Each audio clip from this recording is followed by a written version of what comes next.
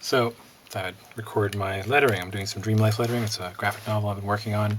It's been behind because I've been planning this class and everything, but here's a great opportunity to kill two birds with one stone. I'm lettering pages that'll be in the comic. So first thing I did is wrote the script out from a proofed copy. I'm going to probably check this along the way.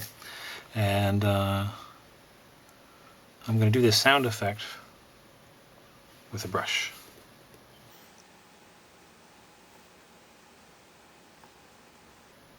Hand lettering is definitely something you would like to practice to get better control, and then when you use it too, it's also a bit of an art in itself.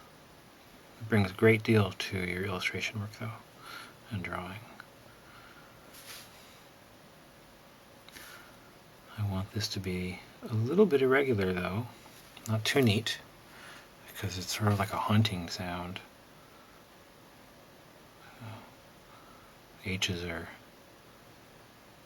always a great opportunity for a horror font.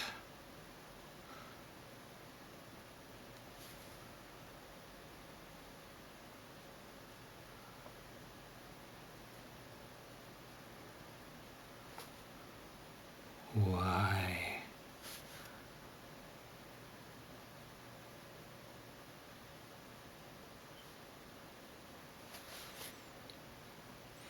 So, the sound effects, you want to exploit visual grammar to produce the illusion of sounds in your art. It's commonly seen in comics, but really, there's no reason you can't do it in other art. And it is done from time to time.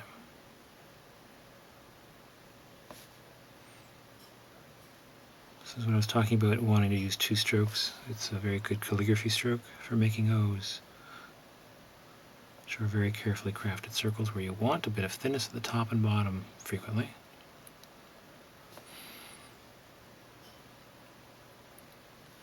That's a deeper whoa. And different H's now for a sound trailing away.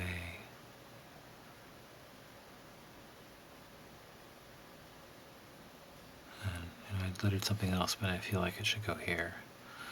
So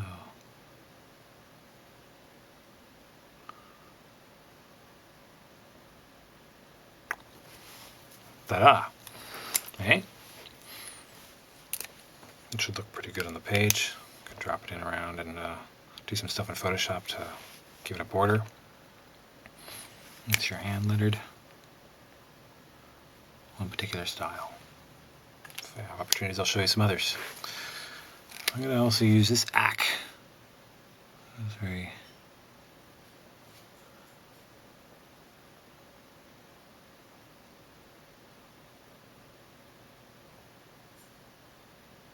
good opportunity to do a little.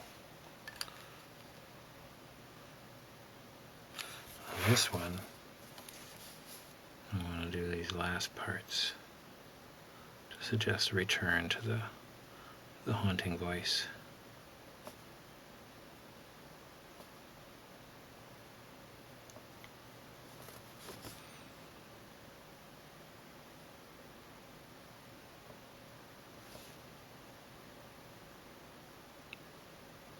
So here is actually going against the bristles just a little on purpose, because I like the little splurgy, splodgy irregularities for this, again, kind of a haunting font.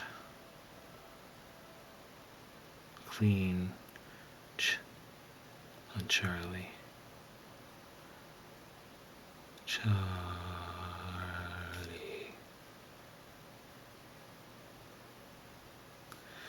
Actually does help to sometimes speak as you're lettering, if you're doing hand lettering.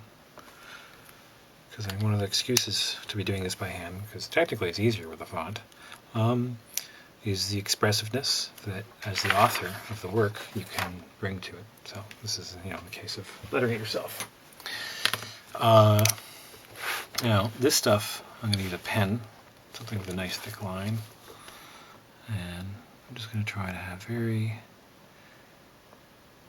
clean final strokes to make expressive but legible text. I go for actually a fairly loose lettering style.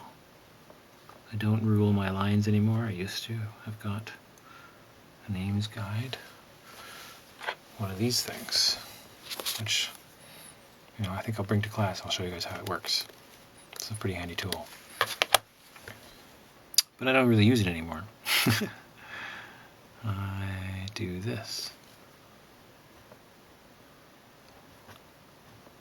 I said, this is a demon speaking, or an hallucination.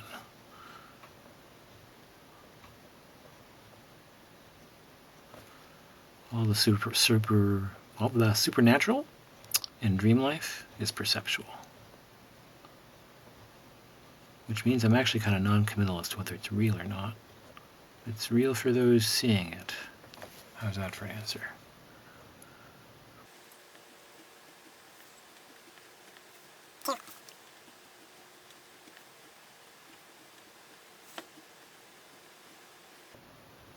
I like to have a nice gestural line to my lettering to go with what I aspire to, a similar character in my art.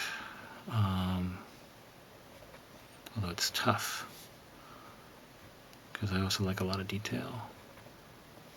And that is a bit of a dance.